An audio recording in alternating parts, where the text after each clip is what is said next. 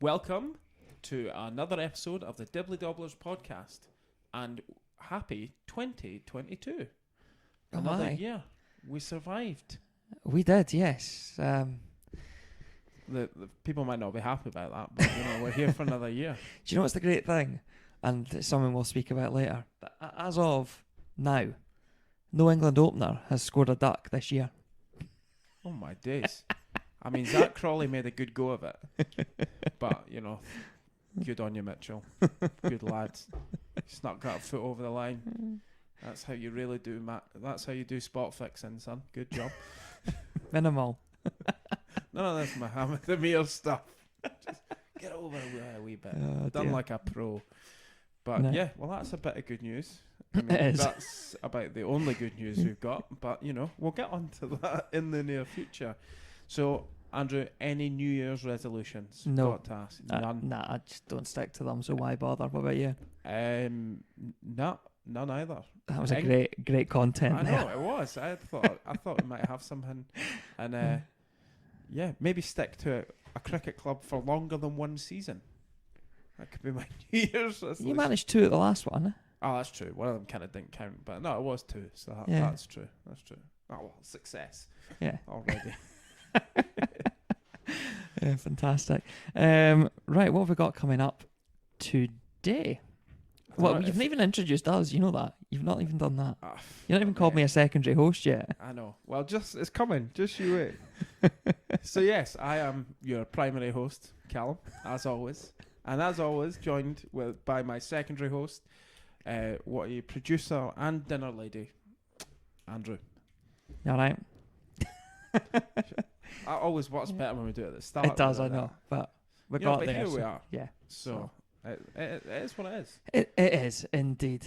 So there's been a few retirals in the world of international cricket over the last week or so. So I think the first one down was Ross Taylor. Yeah, Ross Taylor. No great surprise in that one. No, Age of I think 37. to be fair, I mean, 2 of them, I've got Ross Taylor and Mohammed Hafiz. Guys, I mean, Ross Taylor's 37-year-old. Mohammed Hafiz, the very young age of 41. Yeah. Older than Jimmy. Older than Jimmy. I think, to be fair, though, it's the fact that Jimmy's a fast bowler, or seam bowler, yes, is probably the thing that makes what he's done or is doing so special, getting to that age. But, I mean, Ross Taylor, stalwart of the New Zealand team. Yeah. Been with the New Zealand team to a lot of their success. Test average 40, just shy of 45, 7,500 runs. ODI 48 is his average. 8,500 runs. Quality cricketer. A legend. Yeah, and represented I want to say the Maori people. I think it is the Maori people. Not sure how that's broken down, if that's a bit insulting potentially, but certainly, I think it is the Maori people, in that New Zealand setup as well. So, quality player. Yeah. Can look back with great success. Second most catches for New Zealand from a non-wicket keeper as well. Yeah. So, I've got I looked at a wee interesting record on him. So he has the 3rd most games without getting a duck, which I thought was quite in Test cricket, which I thought was quite impressive feat, given that he's a top order batsman. What? So he never got a duck? No. So before it was his first before his got first a duck, one. Sorry, Right. Wait, so, yeah. At 58 games, so he's level with Clive Lloyd for that. So a wee bit of trivia here, Andrew. Do you know who's ahead of him? No. Give me nationalities and at least have a guess. A South African and a Sri Lankan. Let's have a guess at Sangakkara for the Sri Lankan. No. Right era? No. Right. Don't even think he would have played with Sangakkara. It's like early Sri Lankan. Yeah, I'm not getting that. So I'm looking at his initials. I'm hopefully not going to make myself look like an idiot here. I'm pretty sure it's Aravinda de Silva. Right. Okay. So he managed 75 innings before he got a duck. Wow. And then He's South second Africa. on the list. South African batsman.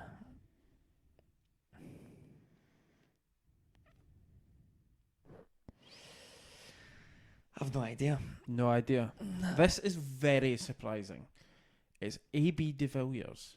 Wow. Given how he bats, that's very surprising. Yeah. So de Villiers 78 innings Before he got his first duck. Wow, yeah. So there's a wee bit of trivia for you. De Villiers probably links quite well to our third retiree, but we need to wait for him. So, Mohammed Hafiz, again, another quality player. Yep. Better white ball player, I think it would be fair to say. Yeah, I think so, yeah. When it came about opening, I think he opened the batting in test matches. Handy off-spin bowler, but I think it would be reasonable enough to say that his success has more been with the white ball. Decent test player. But this isn't my fact about him, but when you go on his Crick Info profile, he has the most teams. I need to go into Chris Gale's because that boy's played for a lot of teams as well. He has. Hafiz is listed against 40 different teams, and that won't include any of the T10 stuff he's played.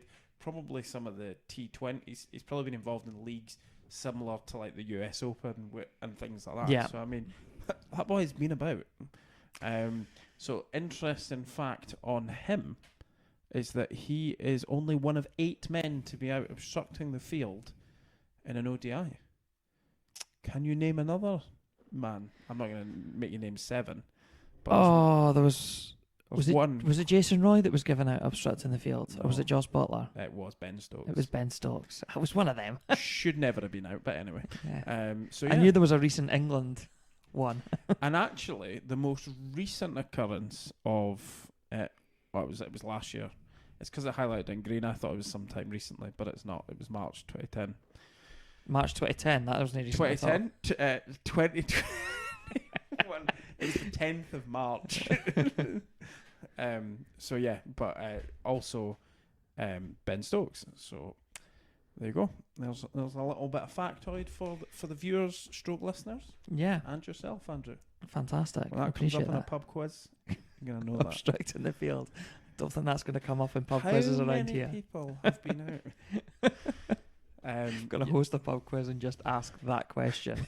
Just to be like, well, I knew the answer. So I said A.B. de Villiers links on to our third retiree, in that he was a captain, wicket keeper, and batsman for South Africa. And who is our third retiree, Andrew? Yeah, so retiring from Test cricket at the grand old age of 29 is Quinton de Kock. Quite surprised when I saw this because I don't understand it, if I'm being honest. You're amazed by de Kock? Are we really doing that again? Well, it's got to. I mean, I am juvenile, so. Yes. Anyway, now that's out of my system. Indeed, right, yeah. So, 29 years old, 50, how many tests? 54 test matches, 3,300 runs exactly, average of 38.82, 600s and 22 50s, 221 catches and 11 stumpings. Thank you, stats man. I'm done. Yeah, 29 years old, prime of your career, for a batsman anyway. Yes, yeah, I would agree. One thing I didn't look up is I actually don't know if it is the prime of his career. I want to say that his average has gone downhill. Yeah, but possibly on when it comes to him, yeah. But it should be, yeah. What is it they say, 29 to 32-ish? Yeah. Is kind of when a batsman should peak. Yeah, it should do. We should be in the peak of our batting careers. I'm in the peak of my eating career and drinking career. So. Oh no, I'm still on my way up with the eating. I'm sure I could get. No, actually, I do find myself not going up for fourths as often as I used to. So, I mean, before Christmas we went out to a buffet. I mean, that was the misery 3 full plates I had. Yeah, but you had plenty of fluids. Well, that's not the point. Yeah. We won't talk about that on air.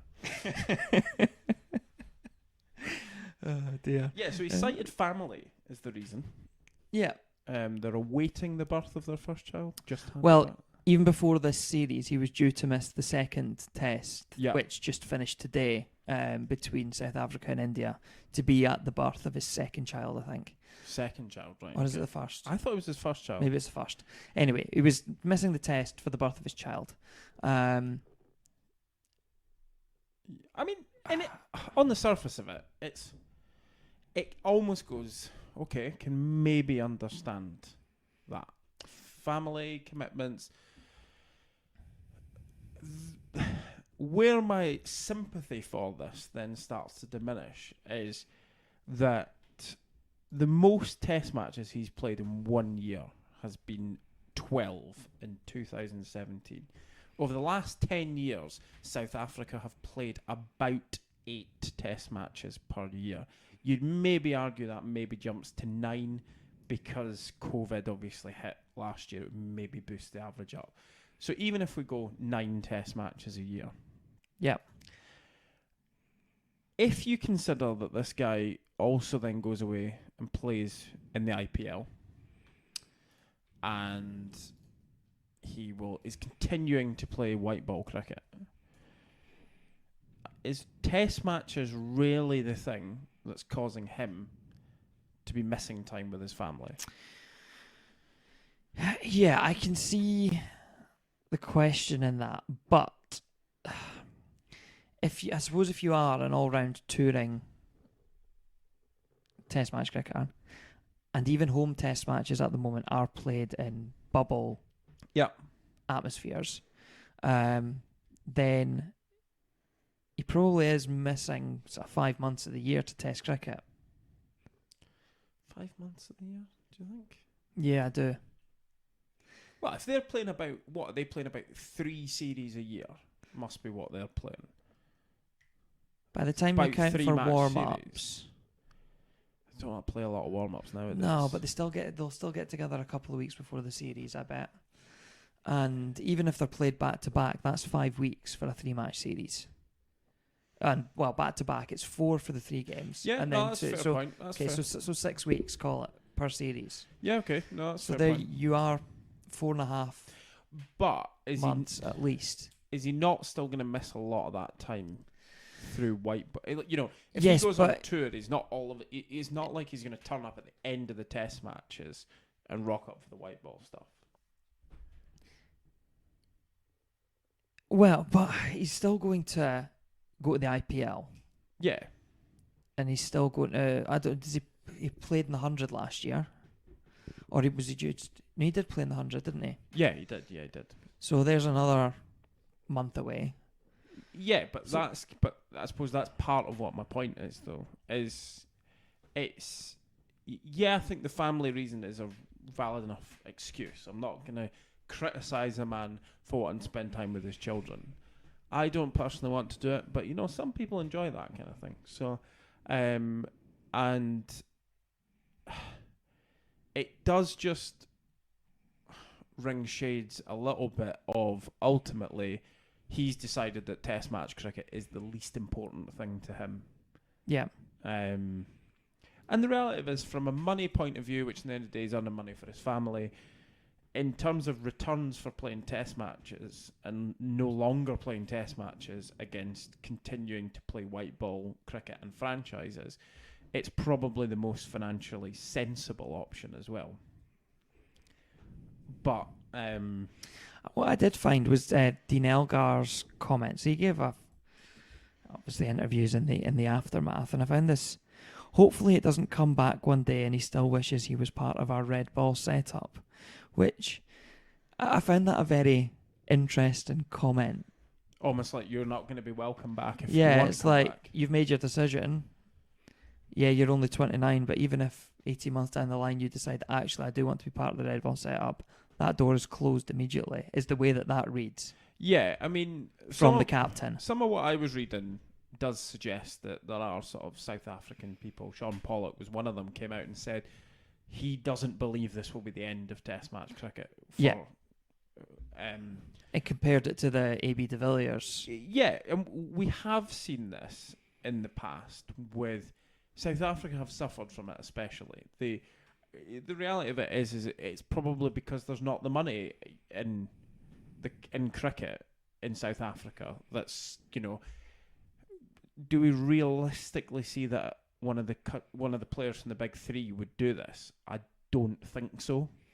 I know we have seen players step away from red ball cricket, but I don't believe we've seen it in these circumstances. Almost like I'm still perfectly capable of playing Test match cricket, but I'm just not going to. Yeah, I'm from a star player. I mean, he's still the key wicket. I mean, Elgar's probably up there now. Yeah. But yeah, I mean, he's still one of the absolute. He's probably still the batsman in that lineup. You would go, he is the one that could just tear us to pieces. Yeah, absolutely. So yeah, it's an interesting one. Having said that, did they miss him? They didn't miss him.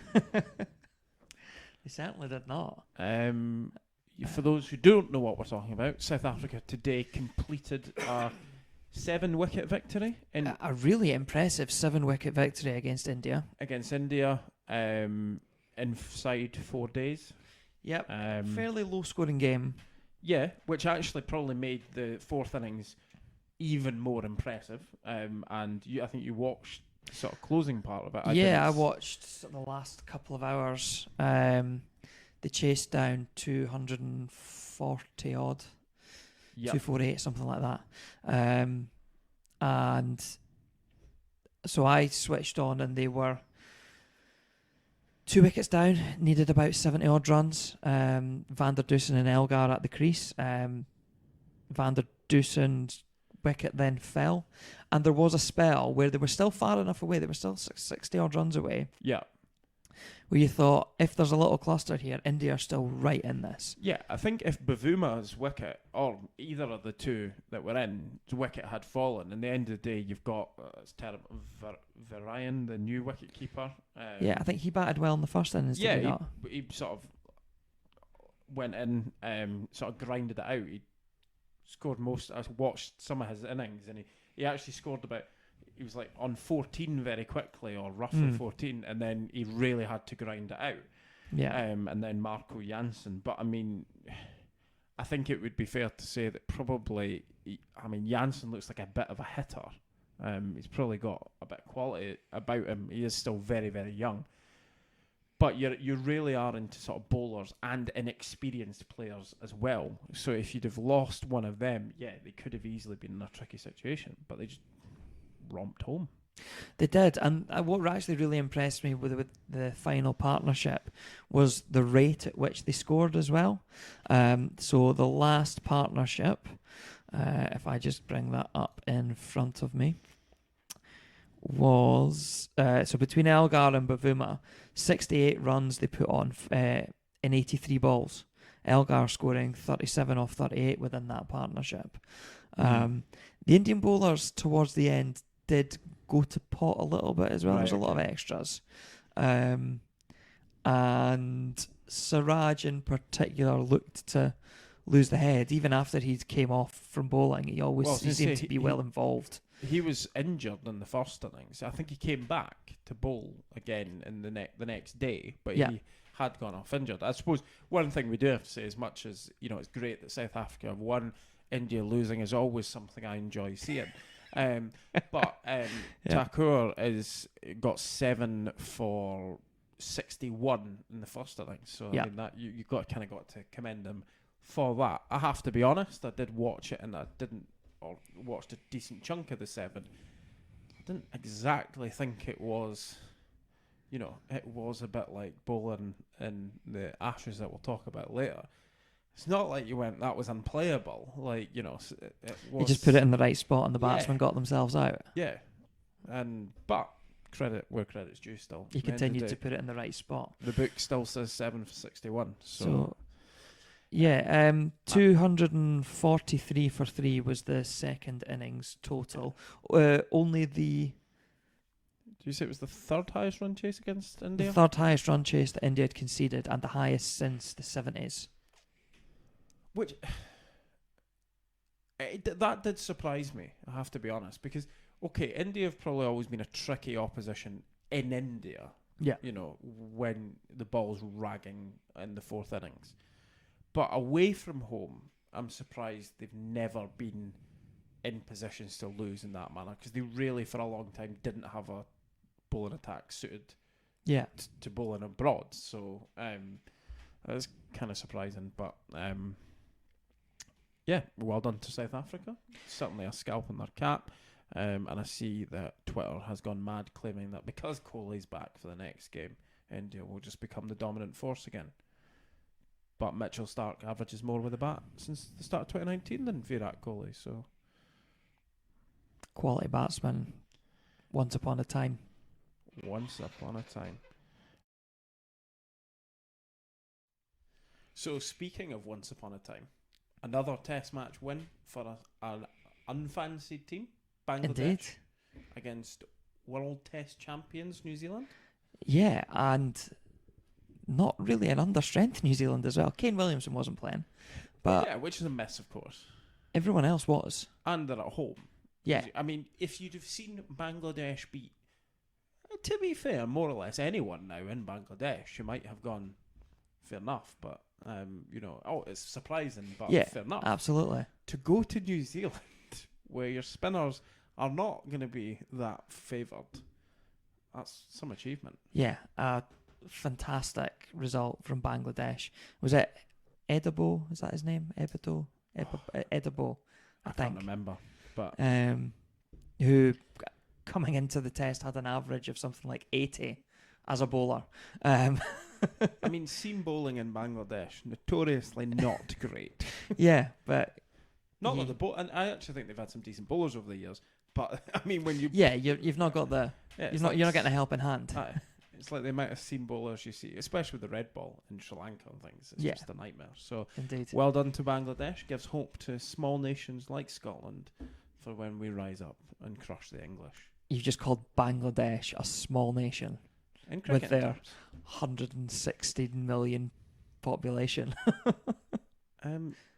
Tiny. That's a conversation you and I had, though, actually, just on the back of that, is at some point Bangladesh are going to have a very, very good team. Their population's too big for them not to. Yeah, I mean, if the stars can align for like New Zealand to no, okay, I know New Zealand are sports mad, but if it can align for a country like New Zealand, it aligns for the West Indies to put together a good team. It has to at some point align for Bangladesh. It does, yeah. And I'll be happy to see it. Yeah, the more the merrier, really. 'Cause The more teams that can put together a competitive side. But I feel like the way they perform, you know, the way they go about things is quite, you know, they seem to go about things well on the pitch, which is nice to see. So speaking of, you know, I spoke about when Scotland rise up and crush England. I mean, Scotland may not do that, but, you know, to segue in to the Ashes, Australia certainly at present know how to crush the English. Yes, they do. I feel like we should have had some like sort of thunder crack or something, doom music playing over the back of that. It's just, we're not going to go into what's going on. England are well and truly getting thumped, and I don't think we need to dissect the scorecard by scorecard of what's going on there. Ashes lost in a record small number of overs. So I heard a stat that England quarantined for longer than it took them to lose the Ashes. How depressing to be England. So we've had a couple of standouts. Scott Boland came in, 6 wickets for 7 on Test debut. That was after Jai Richardson got dropped. After five for. Have a 5 for.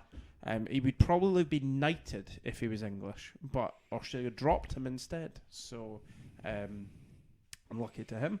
Yeah. And England managed to finish the year with 54 ducks. tying their record from 1998, I think. That was also a notoriously strong English team. Yeah. Um, This English side is every bit as bad as late 90s England. No, I actually think as individuals, the late 90s England team probably had better... with the bat, I think it's probably a better bowling unit than... Well, this English bowling unit isn't that bad. It holds its own. It's doing all right when they pick the right bowling lineup, but... Yeah, but that's a different issue, isn't it? Yeah, well, that's it. And just put it out there now. Let's just sack Chris Silverwood, but there we go. So we were doing our predictions of who we thought would get most runs, who we thought would get most wickets. I think managed to figure out who... On an we overall each went level, to. yeah. So I thought that Josh Hazlewood would get the most wickets in the series. Is that good? Well, he got injured first Yeah. up, didn't he? No luck. You put Ollie Robinson. How's that going?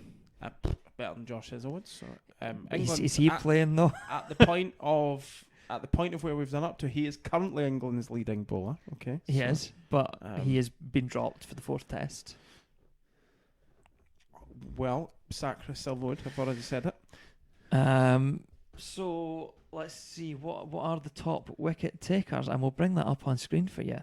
So leading wicket takers in the series so far: Mitchell Starc leading the way, a man that was under pressure at the start Yeah, of I this was going to series. say that. I mean, Richardson was talked about maybe for the first test, but Stark has, with Cummings and Hazelwood going down for test 2. I mean, he stepped up to the plate, but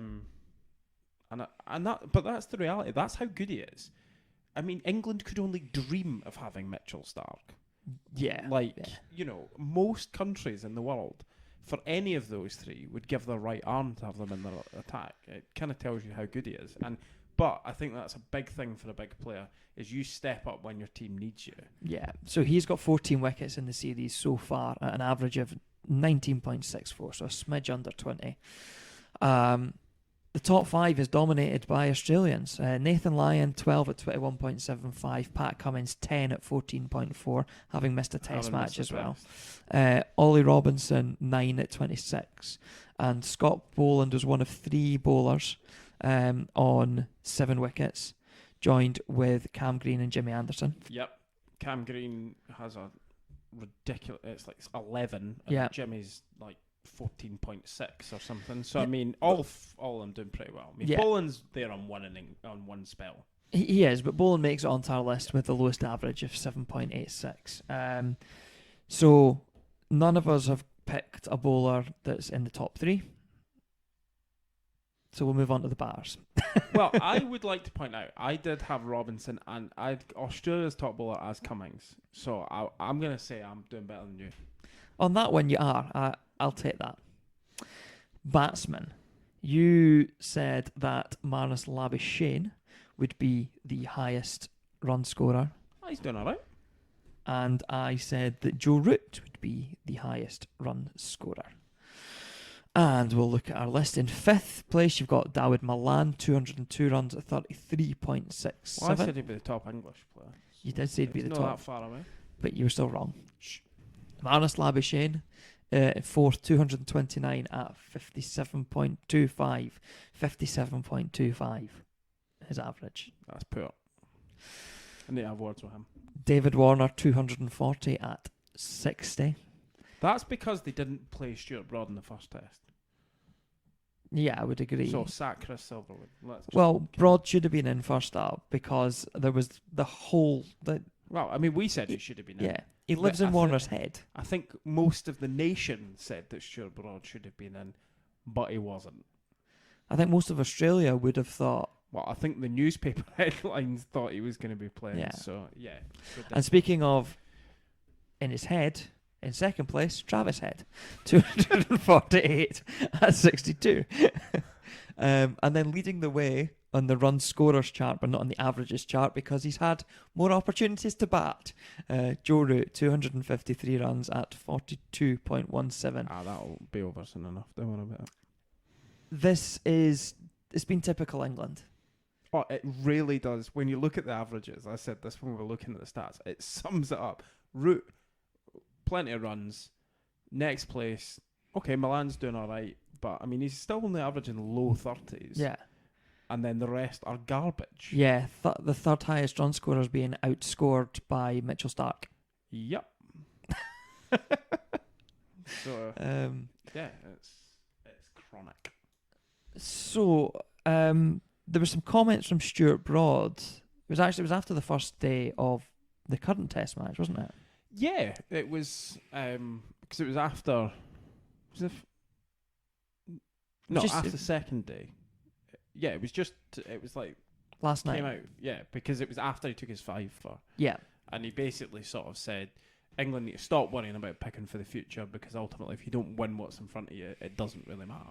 And I think that's kind of the point we want to pick up on is that, we're talking about the selection policy of England. I think it's been heavily, heavily criticised, and I'm sure the ramifications of that we'll discuss once maybe the series is finished in more detail.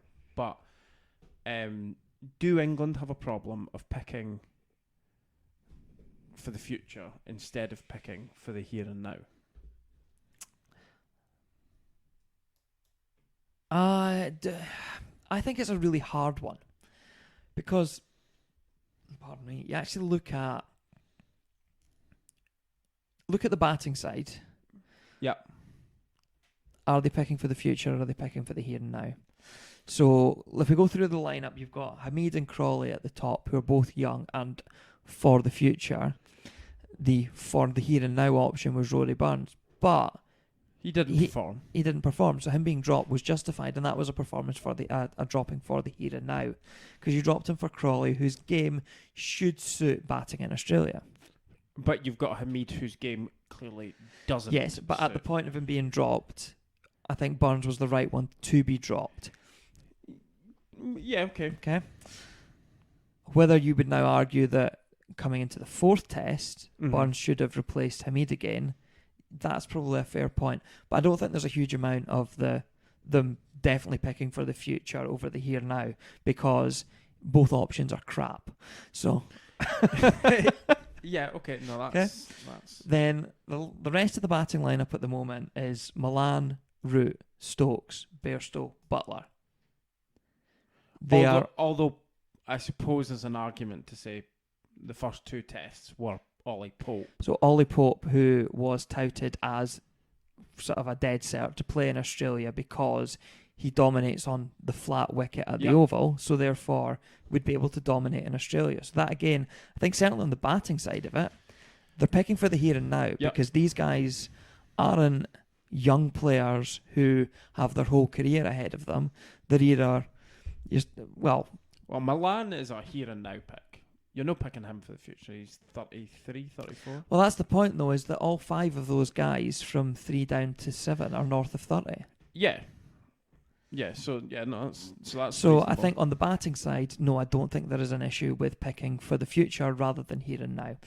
On the bowlers, there is definitely more of a discussion because England, although they've done it for the 4th test, are very reluctant to pick Broad and Anderson in the same side. And played together in the 2nd test. They did, yes. Yeah. But still, as a point... That's been a rare... Because to be fair, Broad's point is not purely on the Ashes. It has been a longer period of time than that. Yeah. The only of it is on the bowling front, the pick that I probably disagree with most is probably a here and now pick in a lot of ways, in that Jack Leach is playing. And my view on it is that I think if you're going to play a spinner that isn't just Root with Milan throwing down a few overs, maybe including Dan Lawrence in the team instead or whatever, is Dom Bess. But that's as much due to what he brings out with the ball rather than going, he's young, so let's pick him. I actually think if you're doing a future pick with a spinner, England should be backing Matt Parkinson. Yeah, there's probably an argument. I don't think Matt Parkinson's game suits Australian wickets. And I think that has cost him. I think that's part of the... I think there is a view that Parkinson bowls leg spin too slowly to work. Because And I can see where that point is. He Yeah. tends to bowl about 45 miles an hour with the red ball. I mean, just for test match cricket, anywhere in the world, that's probably too slow in the modern game. He probably needs to work on getting it up. But there's still an say you pick for the future. We take him to Australia, let him see that. So yeah, no, I actually do think, when you go through it, there is a bit of a flaw in Broad's argument. I think there's probably more of an argument for when England are playing at home than because you could. I think there's definitely an argument to say at home that Broad and Anderson are in your best lineup, and they're very reluctant to pick them together. Absolutely, yeah, I would agree with that. For me, your bowling attack at home is Broad, Anderson, and Wokes.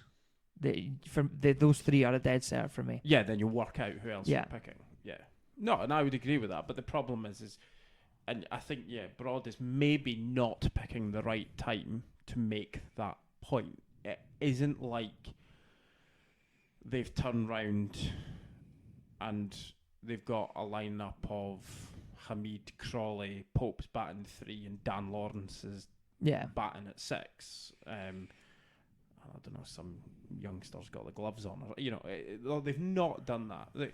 You can't argue that England are losing this because they've picked an youngsters, inexperienced side. Because these are guys in the prime of their career. They are, because if you look through it, there's Ollie Robinson is the youngest of the bowling group. Yeah, I believe so, yeah. Well, he's if not, you exclude Dom Best, I think Dom Best might be younger. Best, I believe, is younger, yes. Yeah. But of the bowlers that have played, Robinson is the youngest of them. Even he is 25 or something like that. Yeah, it's not like he's a youngster. Yeah, he's not just broke onto the scene or anything.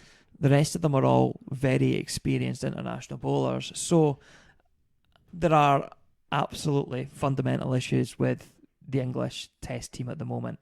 The issue is not that they're picking players for the future rather than players for the here and now. Yeah, I think that as much as I sort of made the jab at Sachs Silverwood,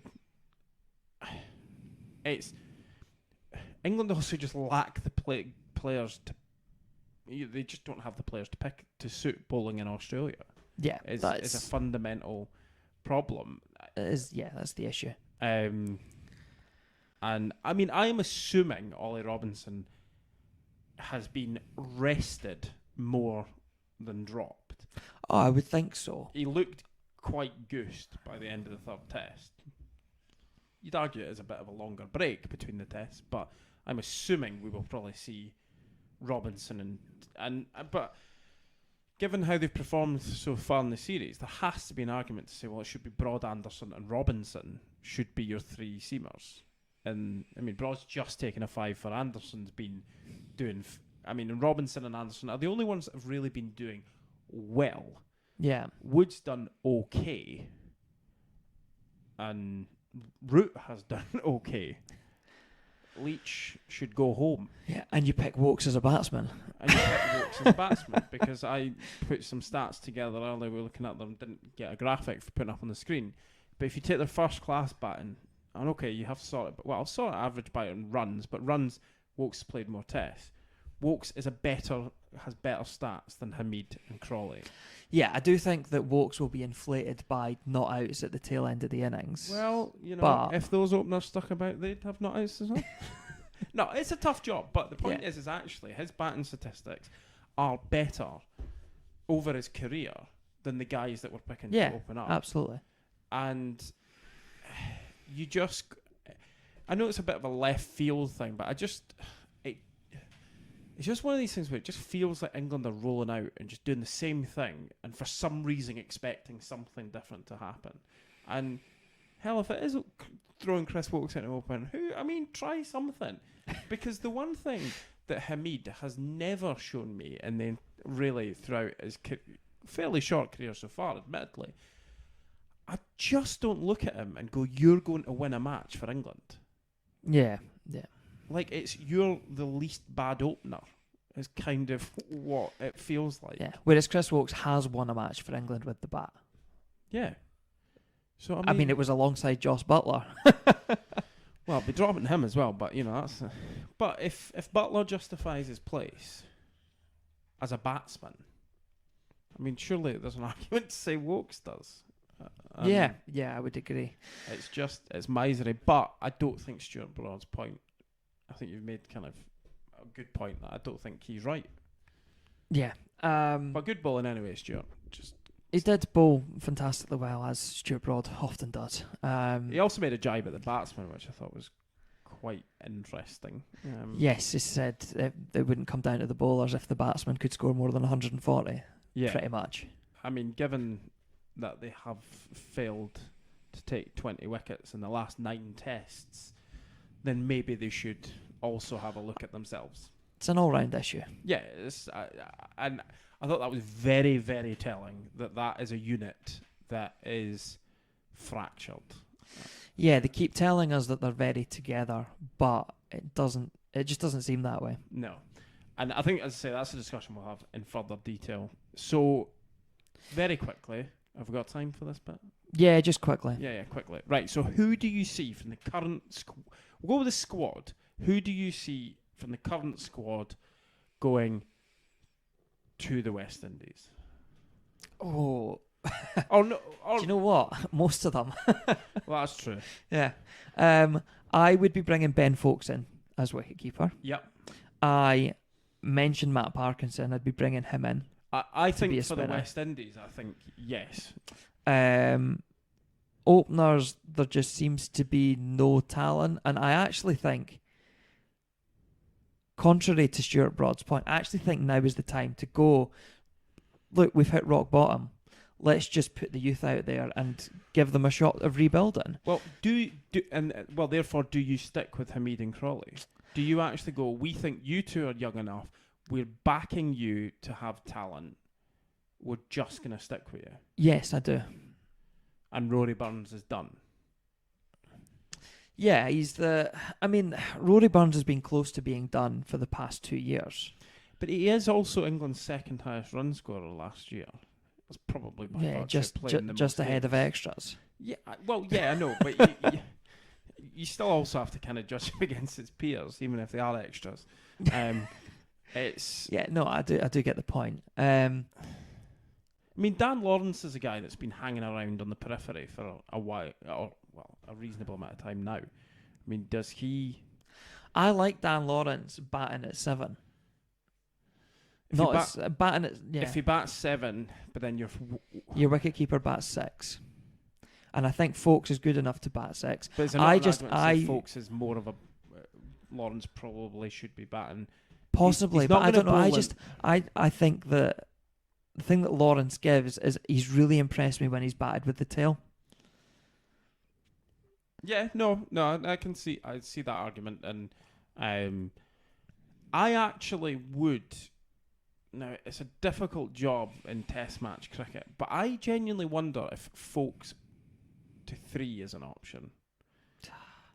I don't like a keeper batting 3. No, and tests. that's we'll just give Bairstow the gloves now. Or Bairstow going to 3. I wonder, is Milan an option to open? He is an option. I also think maybe you probably want experience somewhere in your top 3, don't you? Yeah, but or do you go to the well and say Josh Bohannon or someone else from the county game? Or you bring someone like that in, someone who's impressed. Someone and they need to rebuild, and it'll be an interesting one to see. I think that's something I personally would be considering for. I know let's jump back on the Ashes, but I'd be considering for the 5th test. I'd be considering Milan to open the batting. Bairstow moving up to 3 by virtue of he has some experience batting at 3. I don't believe they're either going to drop Joss Butler. As I said on Twitter, I think he would have to punch Joe Root in the face or something like that to actually get dropped. Yeah. So that he's not going to move, and I'd be giving Lawrence a test match because you've brought him out there.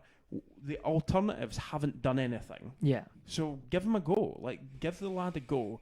Put Hamid in the bin, at least for 1 test, and just try and salvage some pride.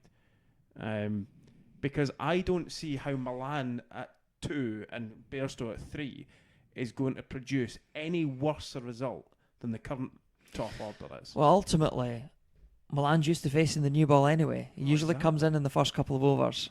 second ball of the Ashes. Yeah, Milan was exactly. So he knows all about it.